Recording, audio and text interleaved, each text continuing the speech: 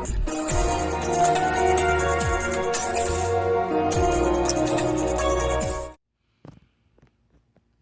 up, everybody? We back with another video, and today we're gonna be talking about one tip to make you better with every small forward in the entire game. Let's jump to it. Alright, so first up on our list, we're gonna be looking at Havoc G, bro. This is the very first small forward that you will have when you start playing the game. One of the 3 base characters, so he's extremely underrated, but this man is a mid-range monster if you use him properly. Why is he a mid-range monster? Well, through the use of quick shot, as well as flash shot. I don't think that's on this exclusive skill list right here. But yeah, man, you're using Havoc G. You want to make sure you are using that flash shot pump fake to get you to your quick shot, bro. And you will be able to score more consistently. Because for one, pump fakes, they tend to work quite often in a game like this. Because the blocking timing, it is like so small. The window that you can actually block is so small. People are going to fall for those pump fakes quite often. So make sure you are utilizing your flash shot, and make sure you are using those flash shot pump fakes so that you can get your quick shot queued up. And also, if you do a flash shot while your quick shot is queued up, you will essentially be saving that quick shot for later. So make sure y'all keeping that in mind, man. Flash shot, quick shot with Havoc G, very useful abilities, bro. All right, next up, we're looking at Natalie. Natalie, slasher small forward, bro. She is going to be doing a bunch of layups. Now, the mistake I see a lot of people making is that they tend to spam those layup floaters, and then when they end up against someone that actually knows how to block those, they just get completely shut down, bro, because they don't understand how to switch it up with Natalie. Now, with Natalie, you want to make sure you're switching it up in at least 2 different ways, and I'm going to tell you those 2 ways right now. The first way that you want to make sure you're switching it up is that when you enter the paint and they think you're going to do a layup floater, sometimes you want to do a layup pass to your big inside the paint, or you can do a double pump. Just make sure you're switching that up real good. That's one of the ways. Second way I would recommend switching it up with her, put some mid-range on her. She also has a flash shot, so she can also use that overpowered flash shot pump fake to her advantage. So make sure every now and then you play inside the mid-range area when you've been playing inside the layup zone the entire game. Next up, we're looking at Camille.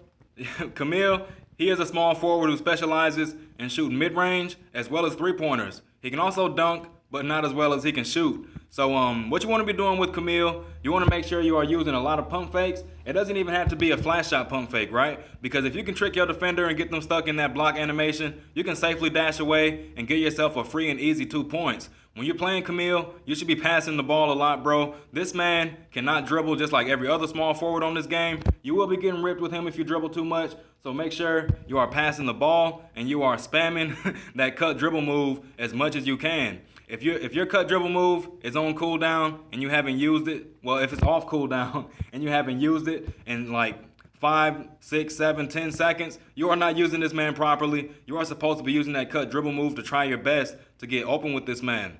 Also, with the feint dribble, man, you want to make sure you switch this up sometimes as well. Sometimes do a feint dribble first, and after that, maybe not the next one after that. Just make sure you're being unpredictable with whether you're doing a feint dribble or a regular dribble move. It will catch your opponents off guard when you do a regular dribble move. You'll be wide open for that free and easy 2 points.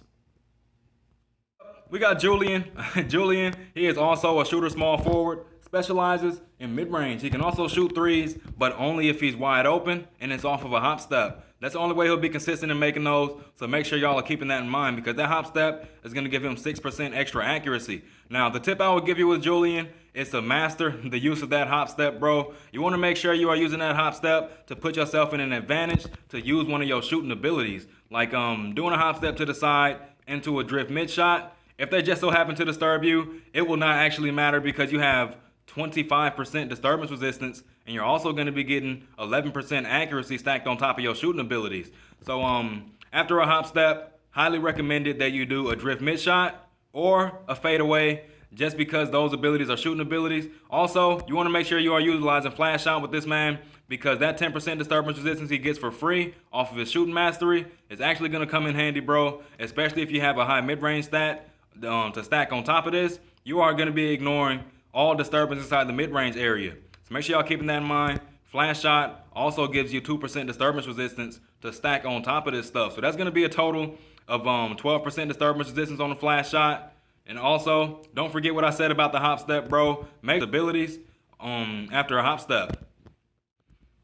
All right, we got Ben pulled up on the screen here. Ben, he is a dunker small forward. You should be dunking a whole lot with Ben. Now, the one piece of advice I would give you with Ben is that you make sure that you are using your dunks in a way where that they're not going to get blocked. For example, if you have a center inside the paint and you know that you're on your regular dunk animation, make sure you're not dunking that ball, bro. That is a very dangerous game to play. I would also say try your best to avoid using double pumps.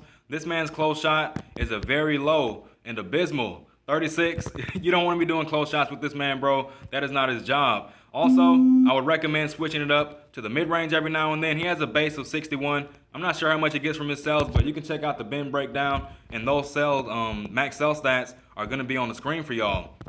So a lot of dunks. Make sure you're switching it up to mid-range every now and then, because I know when I go against LP, he dunks on me all game, and then I go inside the paint, I'm like, I'm waiting for you, bro. I end up being a little bit too far away from him, and he ends up just pulling up the wide open mid-range shot for a free and easy 2 points. Make sure y'all keeping that in mind. Also, do not dribble a lot with this man. His dribble stat is a very low and disappointing 28. Keep that in mind, bro. This man's job is not to walk up to the rim. You should be in a spot where you can dunk from before your teammates even pass you the ball. All right, next up, we're looking at Kiang. This is my favorite small forward out of the entire bunch, bro, because I'm a slasher in real life, and this man just so happens to be a slasher small forward just like me. So the tip I will give you with Kiang, focus on your layups, bro. Do not try to spam those dunks. That is not this man's job. I know you see Kiang's doing dunks from across the map all the time, bro, but that is not this man's job. Look at his close shot. It is a very, very exciting 70, bro.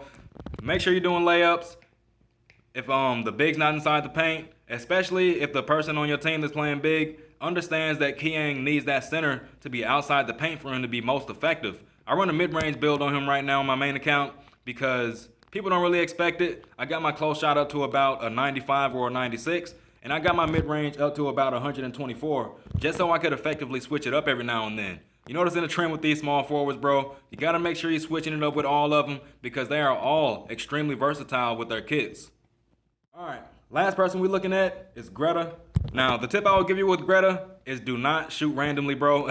Don't shoot randomly with Greta. That's a given when it comes down to any character. And you want to make sure you are using this shot pass right here. This shot pass is a very important part of our kit because if Greta is shooting a mid-range shot or a 3, the first instinct is going to be to block because she is such a good shooter at both ranges. She can shoot 3s, she can shoot mid-range, she can also dunk the ball, but just like with Camille, she is not as effective at dunking the ball as she is at shooting mid-range and 3s. So make sure you're utilizing this shot pass. It is actually going to come in handy, bro, especially if you got some speed gear on her. You are going to leave that person stuck in the block animation in the dust. You're going to be wide open for a flash shot.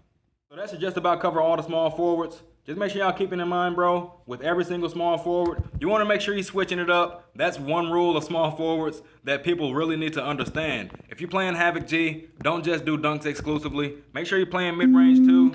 If you're playing Kiang, make sure you're not dunking the ball, bro. That is not his job. You should be doing layups. Those dunks will pop out a whole lot more than you think they would. That's it, man. I'll catch y'all on the next video.